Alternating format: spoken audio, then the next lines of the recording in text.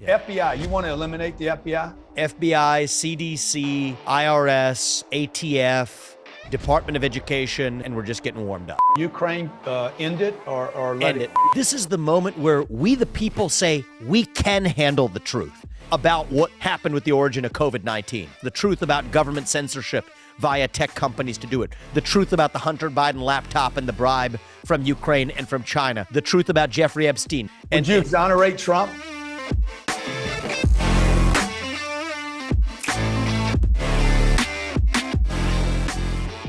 Well, hey, massive respect, man. I'm a big fan. Appreciate it, man.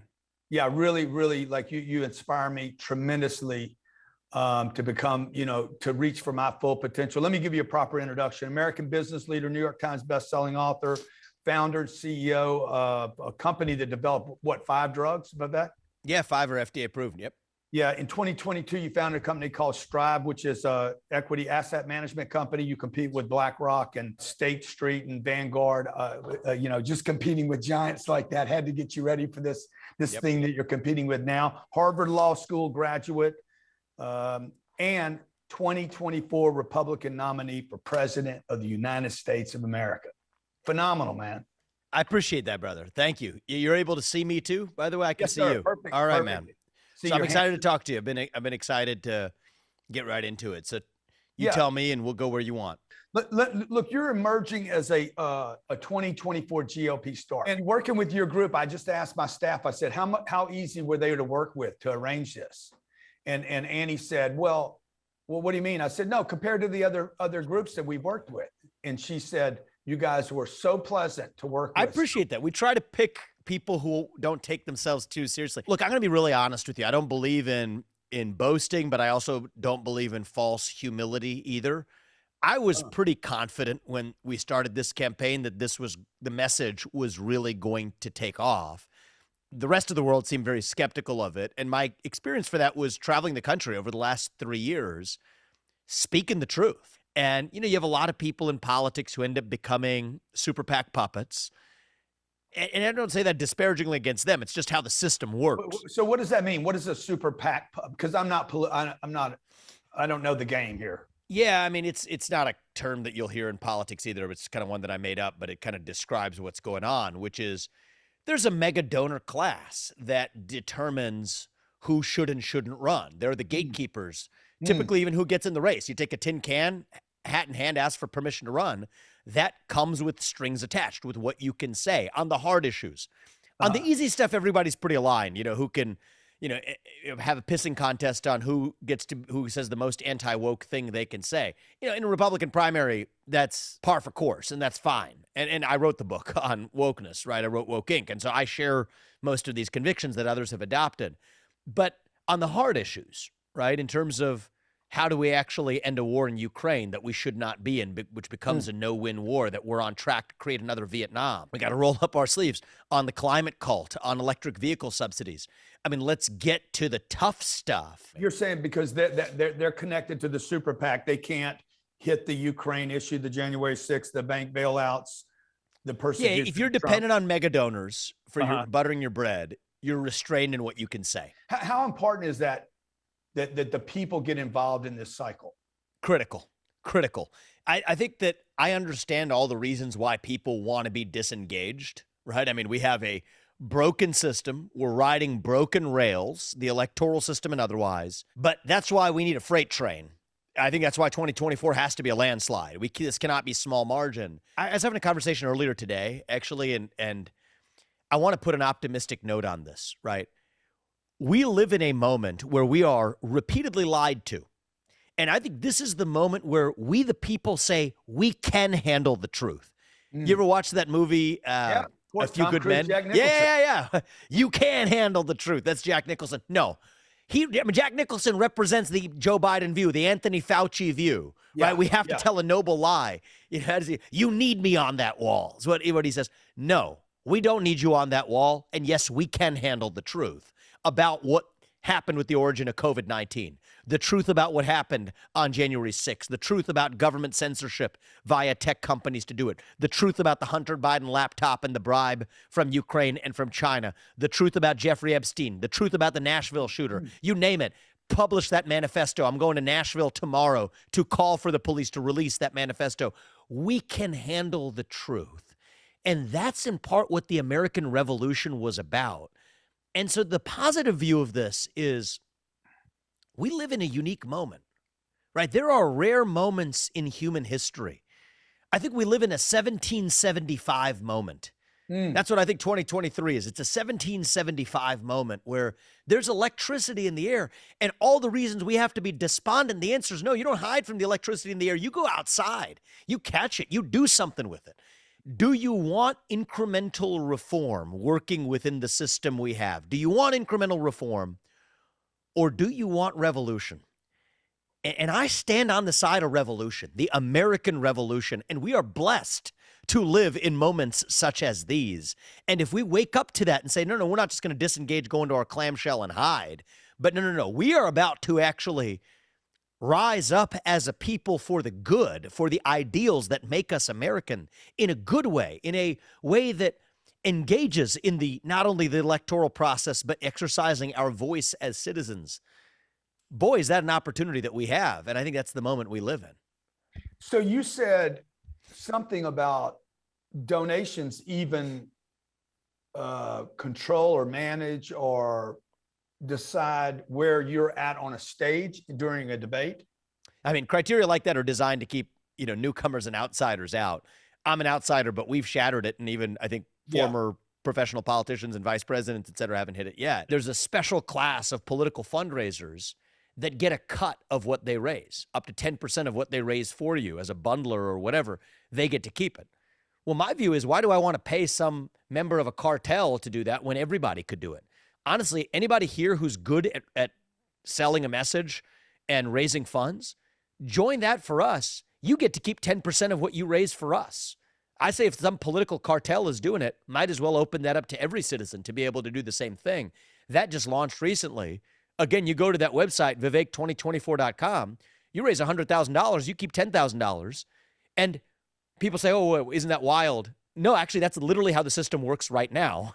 It's just that a small group of people get to do it. Why shouldn't everybody get to do it? Right. And so Biden says 10% for the big guy. I say 10% for the little guy. But let's unleash ourselves in building what is a grassroots snowball effect. So it's how the media covers you, then the absolute dollars right now. Actually, I haven't had a podcast like this where I'm talking about the business side of this. Yeah, that's what I really want, because I want to get into some of that stuff, but I want people to understand the mechanics, how on lockdown this is, because I think the voter, the little guy, me, understand competition, understand being suppressed, understand how rigged the system is, whether it is rigged. You're trying to get a bank loan, you're trying to get a checking account, you're trying to get a savings account, you're trying to get 5% interest rather than 0.5%. We understand how stacked the deck is, whether you're white, brown, or black, male or female. And so when I think what we don't understand is how rigged the political system is. It is. And you now see that because of what you're doing. Yeah, so the way it works is you've got these professional mercenaries who are like the political consultant class and the fundraiser class. Candidates are like commodities. They come and go. And they're their little less shiny toy, but these people continue to make money off of that system. It is an industry. It is a massive, ugly underbelly of an industry. More people will make money off this 2024 presidential election than any election in human history. So I see how this game's played. It's their super PACs and their consultants that are driving all of this. So at what point, though, do you have to embrace because what's it going to take to run? I mean, what's going to be spent in totality on $2 billion? On the winner of this election is going to have to spend $2 billion. The winner spends $2 billion. Yeah. In totality, so you're talking about $10 to $12 billion. Billions. I mean, it goes down a lot after the two for the next, but it'll be billions of dollars. Didn't they spend $7 billion in Michigan on the Senate race? Unbelievable. Yeah. I mean, a couple of these other races. And it's an industry because the leeches in the middle make a lot of the money. So my view is I'm calling that bluff. And I say, anybody out there, you want to make money and just do the same thing the political cartel is doing, go to Vivek2024.com, sign up for the kitchen cabinet. There's a standard legal process and everything you go through. And then you raise money, keep 10% of what you raise. They hate me for this because it breaks up their cartel. Right, right. And these are the guys who actually wield the power even more than the candidates. And there's an analogy to the federal government here, right? Because then the myth in the federal government is it's the president of the United States who actually runs the show, that it's the Biden decisions that are holding this country back. It's not, guys. That too is just a farce. He's just a puppet that sits on top of a machine that was there long before he arrived and that will be there long after he's gone. That's why they're keeping the documents case hanging over, lording over his head, right? Or they're keeping a lot of the other stuff that they're not dropping on him. So that's just how this game is played, is even in the government, the people who we think we elect to run the government, like the U.S. president, are not the people who actually run the government. It's, again, that managerial class. Just like in the campaign, as I'm seeing now, it's the political consultant machinery, the super PAC machinery that runs the show, and the candidate's just the little toy and the puppet who sits on top. It's a farce. It's a game. So, Vivek, who are these people then? Like it's 100 people. Yeah, it's the same. It's just the donors in the managerial class broadly who's funded by them. So it's the same kinds of people who become the assistant secretary, undersecretary of God knows what, or an ambassador to some second-tier nation, that then become the associate dean of whatever at a university, that then gain a professional seat on 3 corporate boards, getting paid, mid-6 figures for showing up at 3 board meetings a year. It's the managerial class, and that's the real divide in this country right now. It is not between earnest Republicans and Democrats who disagree on policy. It is between the managerial class and the citizen. It is the Great Reset versus the Great Uprising. I stand on the side of the Great Uprising. I think Bobby Kennedy Jr. probably stands on the side of the Great Uprising, right? It's not a Republican versus Democrat thing. It is the managerial class versus the citizen. And I think this is the 1776 question, because I go back to when I said it's a 1775 moment right now. Yeah. There's electricity in the air. This is the moment we live in. We live in a unique time. We shouldn't be frustrated or upset about this. I think we should be encouraged, actually. We live in a unique moment in history. Now, will we buckle and stick to some sort of partisan divide about tax rates and say we're on the side of the Republicans and we favor reform? I think reform is a false promise. Many people who make that promise don't even know it's a false promise, but it's a false promise. Do you want reform or do you want revolution? That's the question we face right now. Yeah. When you say revolution, like I immediately think violence, right? No, I do not mean violence. I think a revolution as in the ideals of the American Revolution, right? I do not think this has to end in the way that, wait another 20 years, that might be where we are, right? I think this is our window to get it right by people standing up through knowledge, through speech, through unapologetic speech without fear. So this is the moment where we exercise those free speech rights without apology. This is the moment where we actually stand up for those 1776 ideals. Take some personal risk. Maybe you take a risk of losing your job. Maybe. To be very honest with you, you may take the risk of your internet accounts being locked. Maybe. You may take the risk of being debanked. These are the risks we take, but we can make a sacrifice if we know what we are sacrificing for. And that is this thing we call America. So I want to be very clear about this. I stand on the side of peace, because you tell people they cannot speak, that is when they scream. If you tell people they cannot scream, that is when they tear things down. So I want to be very clear about that. But I think we live in a unique moment where we reject the managerial class and the everyday citizen. It's the Great Reset on the one side. It's the Great Uprising on the other. And I stand on the side of the Great Uprising. And I think the way we do it is by exercising to the fullest our legal constitutional rights, which too many people are afraid to do today. So I had a guy in here the other day. I had Christian from the Florida. What's Christian's last name, Andy? You remember? You probably know him. He runs the GOP Florida, the entire state. Young guy. Okay, I think I might have met him once. Yep. And I said, dude, what's it cost to run for governor of the state of Florida?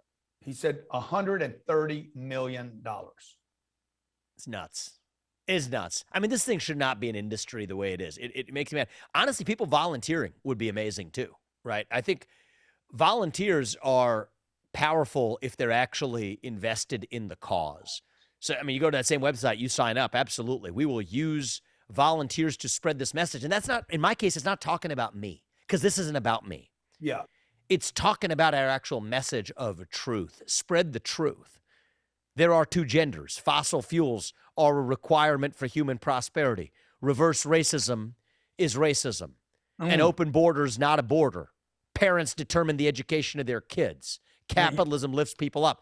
Spread these messages across our country. Our Constitution is the strongest guarantor of freedom in human history, and we will stand up for it, and we will fight for it, and we will not bend the knee. Yeah, so let's just take some of these issues that you brought up, okay? Sure. And I saw the X. I don't think I'm supposed to call them tweets anymore. They're Okay. X's, you know? Let's talk about reverse racism. Okay. I have a huge audience of people that don't look like me that follow me. Some of them like me, some of them don't. I never say it right way. If I took on this reverse racism thing, that there's no such thing as racism. If you're Black, you cannot be a racist. Like, it would go nuclear. What are you saying to me? That Black? I'm saying that anybody can be racist. I've experienced it. I've experienced racism in my life. Look, first thing I want to say is we need to take this construct that just because you experience racism, your life is ruined. I stub my toe. I don't let it ruin my day, okay? We all stub our toe. It's like, okay, has somebody said some racist things to me in the past? Yes. Do I let it ruin my life or even my day? No, I don't. And I think, by the way, it's a lot different today than even it was in the 1990s when I was growing up in Southwest Ohio, a little bit different in the year 2023. Good. Things change. Move forward. But I've experienced racism. It's come from white people. It's come from Black people. I probably have experienced more racism from Black people than I have from white people in my life. I think it might make some people upset to hear that, but it's my experience, right? And I'm speaking the truth. And I think Black people have experienced racism from Indian American people and from white people and whatever too. But what I believe is that we should live in a country where we don't judge each other on the color of our skin, but on the content of our character. But you would agree. I believe in it. You would agree that it's still harder for Black or browns to get a loan, to earn interest even on a savings account, like a fair. It is, and I'll tell you why it is. Yeah. Economic disparities. I'll tell you where those economic disparities begin, with a broken educational system, which traps kids in the school districts where they're born. That is the civil rights issue of our time, right? Young kids are trapped by their zip code. It's like a modern ghetto system when it comes to education. The public schools that are spending the most per student are the ones with the poorest results. So I favor school choice on steroids. Put money into those parents' hands, dissolve the Department of Education, empower them to send their kids to the best schools. Oh, and by the way, take some of that money from the public school with them, put it in the kid's account. On our plan, that kid graduates with a $250,000 graduation gift when he graduates from high school just by starving the teachers' union-laden bureaucracy. You tell me what's a better use of money. Then it goes upstream of education to the family. You know what? If you grow up in a single-parent household, I don't care what your skin color is. You're 8 times more likely to end up in jail. You are 8 times more likely to be a drug user, more likely to end up in poverty, less likely to graduate from high school. So now let's take the colorblind. If what happens? If you're in a single parent household. Yeah, every stat just goes off the charts. Off the charts, right? So then let's try this filter on. How do you solve that? How do you solve that? Like I was raised by a single mom. Yes. So and by the way, I want to be the first to say this. There are many people who succeed despite that, and that's a great thing. But that doesn't mean that's what we should wish for everyone. That's right. And so here's an answer. I visited the south side of Chicago. I went to Kensington, the inner city of Philadelphia. These are places where Republican candidates don't go. There are women in those communities who are paid more money not to have a man in the house than to have the man in the house. So the federal government should not create an incentive structure. I don't blame the families. I blame a federal government that creates bad incentives for these people. People get paid, in many cases, more money not to go to work than to go to work. That's a bad incentive. You're talking about Kensington. People get paid free crack pipes and free needles through the so-called aid programs instead of having a path off of drugs like heroin. So I think we do have a bad habit in this country of paying people to do the exact opposite of what we should want them to do, what's best for them. And so these are solvable problems. So I don't blame, people say, are you blaming the victim here? No, I'm not actually. But I think that if you just take that statistic on fatherlessness or single-parent households, the facile explanation for saying, okay, Black and Hispanic people are behind on economic or educational achievement results. That's true. But blaming that on racism today is, I think, a lazy explanation, because here's a different prism. Whether you're black, white, brown, Asian, if you grew up in a single-parent household, that's exactly the outcomes you'd reach. And then you just look at disparities in single-parent households. It's like 45% of black kids versus 9% of Asian kids, or less than 9% of Asian kids. Okay, that explains the difference in results.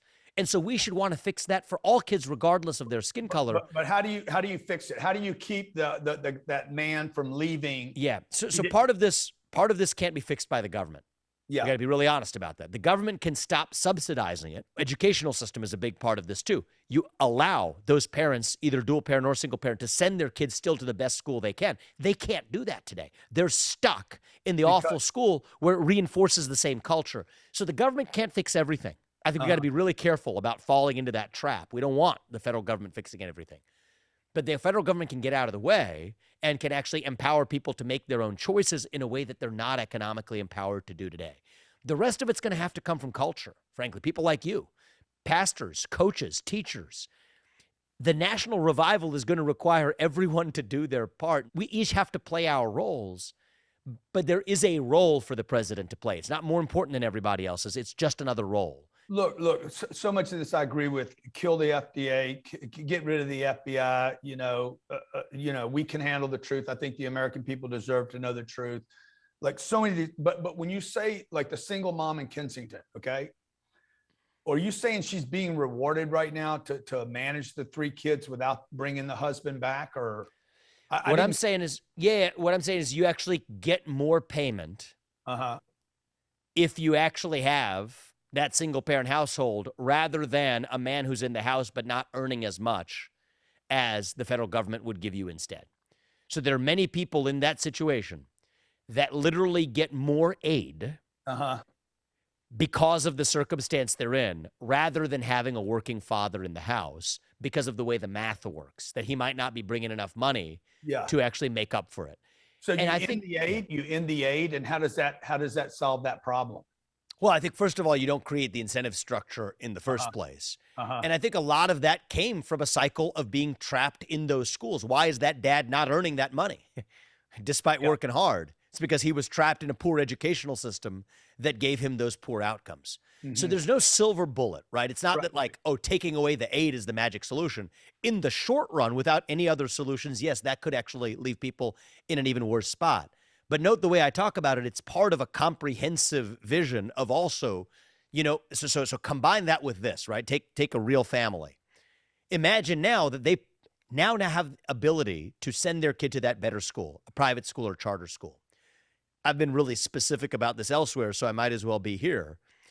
Let's take the inner city of Philadelphia, right? $35,000 or New York City, $40,000 per student per year. Now you're going to a better school that costs, in many cases, $15,000 to $20,000 per year. Let's say it's $20,000 a year. Okay. Under my vision, you take half the difference, the $40,000 versus the $20,000, that travels with the family. So that family, it just goes into an account for that family. You starve the bureaucracy that way in the public school. You compound that. Meaning the education department. Well, first of all, the step one is the federal education department that spends $80 billion. You shut it down. That gives people the equivalent of the voucher to choose the better school. So that's step one. But I'm going one step further, which is to say that when they leave the bad school, right, the school that's spending $40,000 a year, and by the way, the worst schools are the ones that, in terms of achievement, are the ones that spend the most money. When they leave that school, not only are they leaving that school because they have actual school choice to be able to do it, an educational voucher or equivalent to do it. When they leave, they now can take cash with them. The difference between the $40,000 and the $20,000, they get to take half the difference, $10,000 with them, and put it in the kid's account. That's an investment account.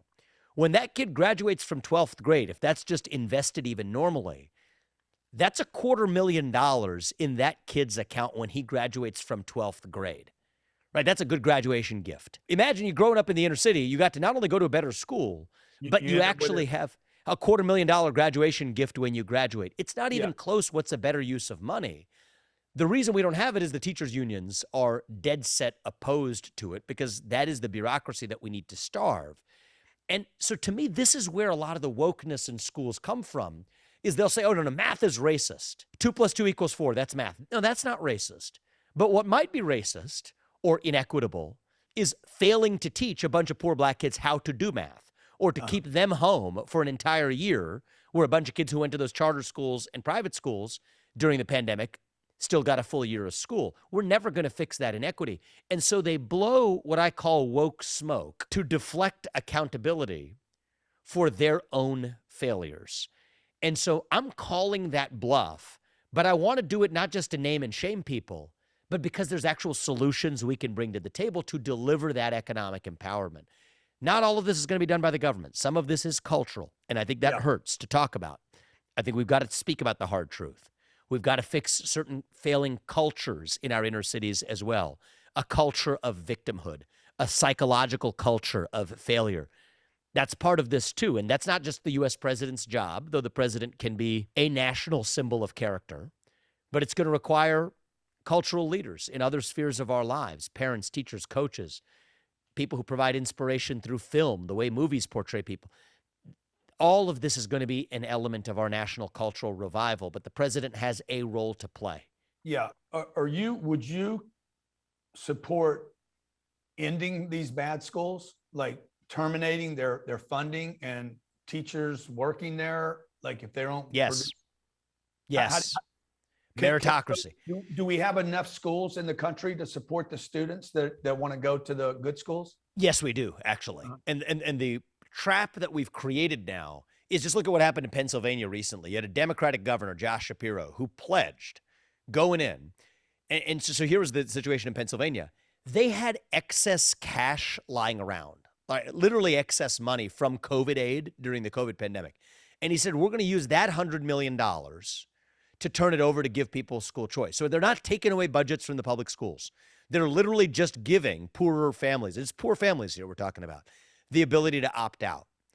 The teachers' unions lobbied so hard to prevent them from even using that extra money. So it wasn't even money they're taking from the public schools, but it's excess money lying around, observing that there's plenty of other schools that have excess enrollment capacity, just giving families the ability to show up and actually go there.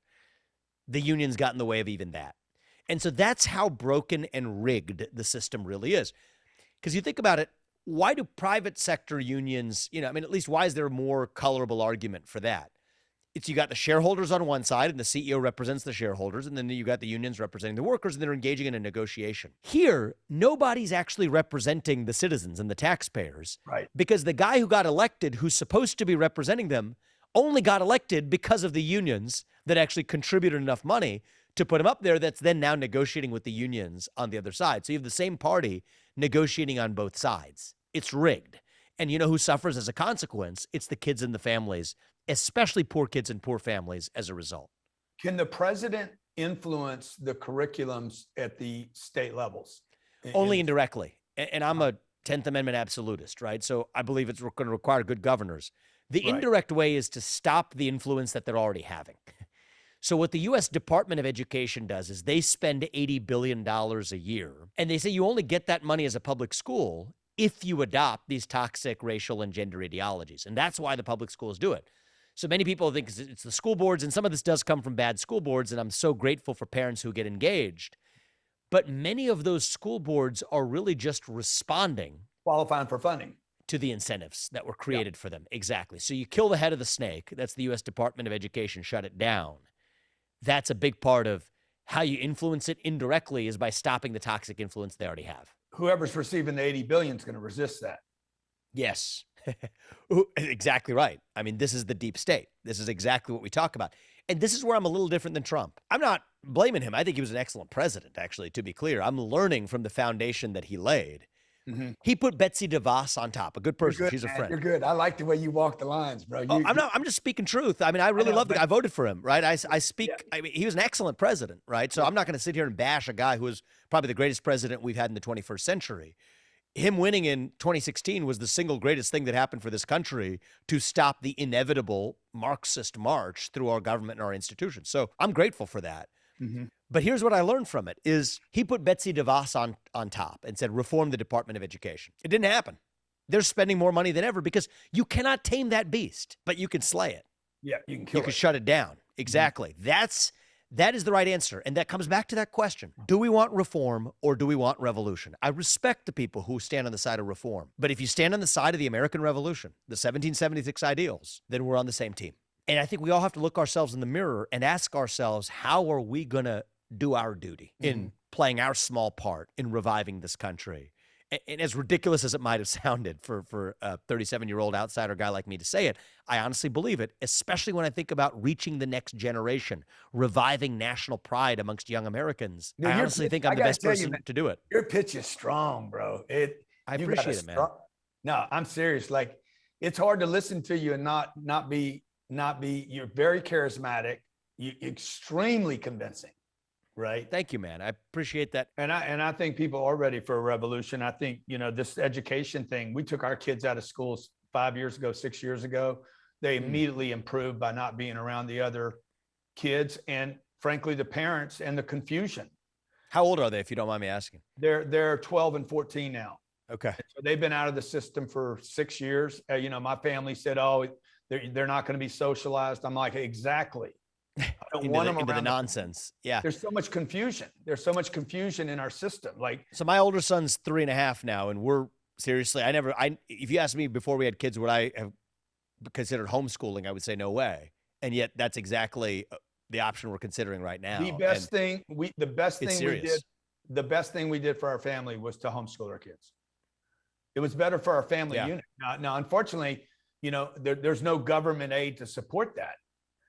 But I think that should be part of the school choice program, right? You bring that out, take that money with you, put in the educational account of the kid. He gets to go to great college with some money to spare with that $250,000 I talked about. It's brilliant. But in the meantime, that should actually support parents who need to make that choice. Talk to me about, because there's a lot of other things that you're taking on. I wish I had more time with you. Yeah, we got to, unfortunately, time's flown by. We got to rock and roll soon, but I'm. So FBI, you want to eliminate the FBI? For me, man, I will tell you, even the FBI shut it down. People say, is that extreme? No. Extreme is the status quo. Let me tell you what's not extreme is having a government that actually represents the will of its people. So I'll give you specifics. There's 35,000 employees in the FBI. 20,000 of them are in back office functions. That's where the political rot comes from. They're going to have to go home and find honest work in the private sector. I'm pragmatic. The 15,000 agents that are on the front line, move them to more specific agencies that haven't been polluted, like the U.S. Marshals, which has been great on child sex trafficking rings. Move them to the DEA, which is investigating some of the same cases the FBI is, the drug cases, but in a separate silo. Move some of them to the Financial Crimes Enforcement Network underneath the U.S. Treasury, which has actual expertise to go after white-collar crime and large-scale theft. This is an actual vision of how it's done. We don't need the FBI itself as an institution. That is still the J. Edgar Hoover building that people walk into and report for duty every day. It is built in the shadow of J. Edgar Hoover. We don't need it. But that doesn't mean people are going to suffer. To the contrary, the 15,000 people who really matter, moving them to other agencies that haven't been corrupted. So this isn't, some people say, oh, is this extremist or impractical? No, this is far more practical and effective, but also legal and constitutional. How would you manage the Fed and what I believe is their overreach with raising interest rates, crushing the middle class right now, their ability to even qualify for a mortgage has become impossible at 7.5% interest rates. I know this is such a good question. I should probably rock and roll soon, but this is such a good question. Let me just take this at one too. So here's the deal. The Fed has been for 25 years trying to hit two targets with one arrow, and they've been missing on both, inflation and unemployment. The reality is the Fed shouldn't be doing any of this, playing financial God from on high. They should be focused on one job: stabilize the U.S. dollar as a unit of measurement, period, against gold, silver, nickel, agricultural and farm commodities. That's it. Stabilize the dollar. It actually means something against goods of real value, commodities of real value. That's it. I don't need then 23,000 employees, which is how many work in that system today. I need less than 10% of that. So what are we doing? 90% headcount reduction at the U.S. Federal Reserve. Single mandate, stabilize the dollar. And this reveals part of the problem, actually. Because when you have a bunch of people who show up to work who shouldn't have had that job in the first place, it's not just their headcount costs that are the problem. Yeah.